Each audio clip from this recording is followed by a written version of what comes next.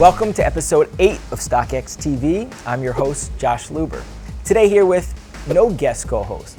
Last week we were very fortunate to have Verbal as our guest co-host to go deep on Japanese culture, how it impacts sneakers, streetwear, his brand Ambush, and everything he's doing musically. Today, we kind of have a ghost co-host.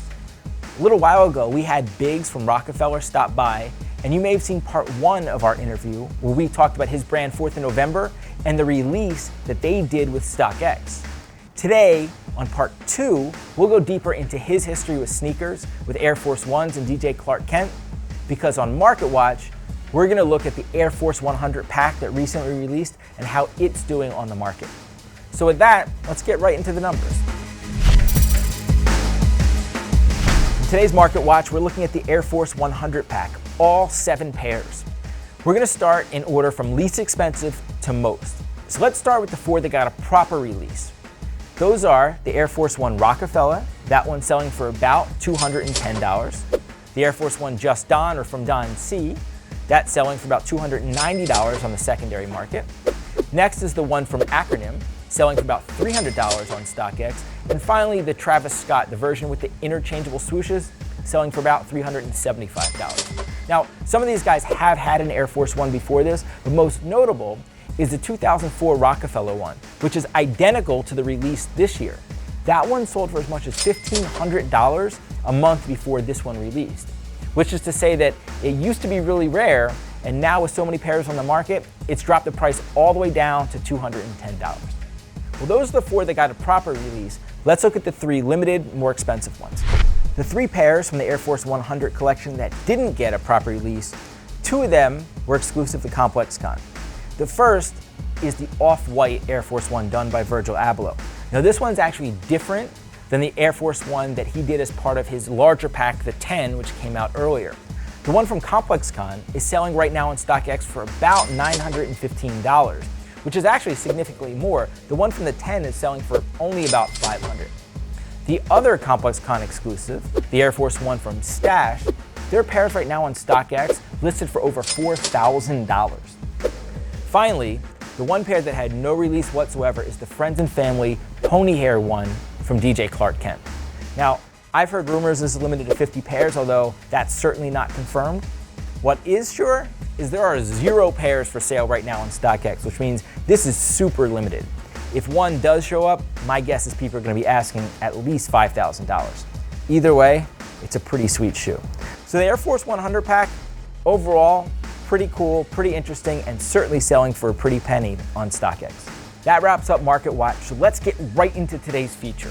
As we said, we're looking at part 2 of our interview with Biggs from Rockefeller.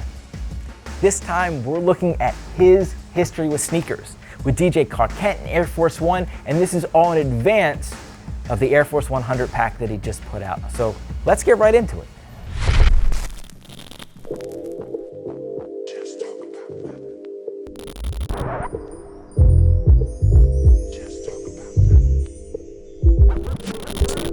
I'm sitting here in the vault at Depop with Biggs. And for those 14-year-old sneakerheads out there who don't know their sneaker history, this is the co-founder of Rockefeller Records, Jay-Z, Dame Dash, and Biggs. You know, even before Reasonable Doubt came out, it was kind of all about the lifestyle. You guys were really the first people to really put that out there and made that about your brand.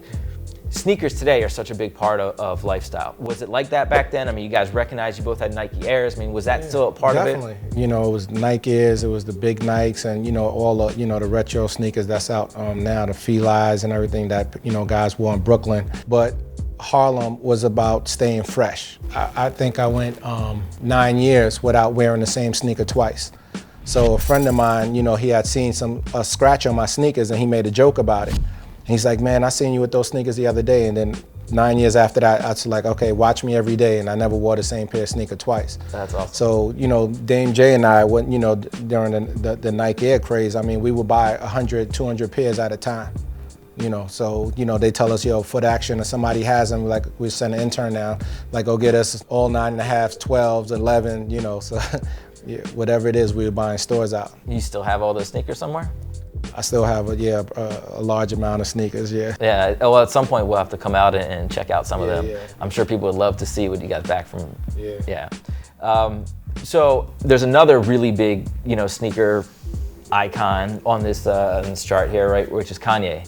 And obviously, we're well aware of the Yeezy and Adidas. And was he a big sneakerhead back in, when you guys signed him in '04? Did you foresee this at a sneaker level, but also just at what he's done? I mean, what was that like? I didn't see it on a sneaker level, but I've seen he was really stylish, and he always, whatever he was wearing, I would see everybody around his crew kind of wearing what he, was wearing. So back then when he was doing the pastel and things like that, and a lot of the polo, he was, influencing a lot of people, and it was like the same thing that we were doing.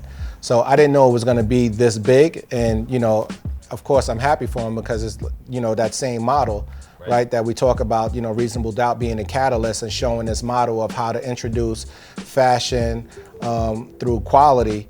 He did the same thing and took over the reins right now. He's like the king of that right now. He is the king of that. So that surprised you? I mean, even with Rihanna, what she's doing for Puma, right? So it's like, what we did right now is just kind of branched out, even and Pusha as well. I mean, the people that are on here, right? Pusha, Rihanna, Kanye, Big Sean's had his own shoe, and then people that are tangentially associated, right? Between like, Khaled, Cameron, he's got a shoe with Reebok. So, I mean, it's... Fleebox. Yeah. So, kids today know Clark Kent as a sneakerhead. They know him as a sneaker designer and this big sneakerhead, but, why should they really know Clark Kent?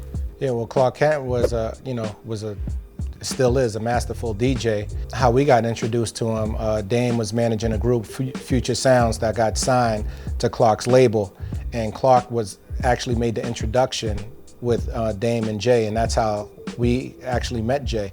So at the time, Jay was rapping with Jazz, and he didn't really want to put out any music or do anything. And when Clark said, "Oh look, I see the way this guy goes, managing Future Sound," and then Original Flavor after that, how hungry Dame was and how focused he was. He's like, "Look, I got the perfect person for you."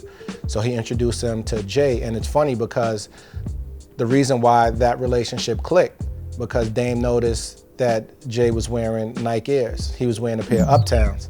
And he was like, "What you doing? Like this guy from Brooklyn is wearing Uptowns." And that was like a Harlem thing at the time. And that was the kind of U2 moment, because they both had on Nike Airs. Back when you got 96, 97, 98, after Reasonable Doubt came out, like who were the guys back then that if they were, if it was today, they would have their own shoe? Scarface should have had his own shoe. Probably UGK should have had their own shoe. Tupac, Snoop Dogg. Yeah. I mean, there's tons of people, right? Right. All right, well, that wraps up our afternoon with Biggs. It was an honor and privilege to sit here and talk about all the stuff we're doing. Thank you again so much. It's been educational, it's been fun, it's been unbelievable. Hopefully we can continue the conversation later. So thank you very much.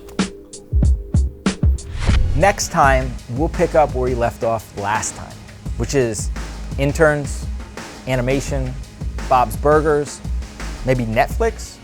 I don't know, there's a whole lot left to fit into the rest of season 1 of StockX TV, so make sure you come back, let us know what you think, and we need to figure out a good outro to this. We need something better than that.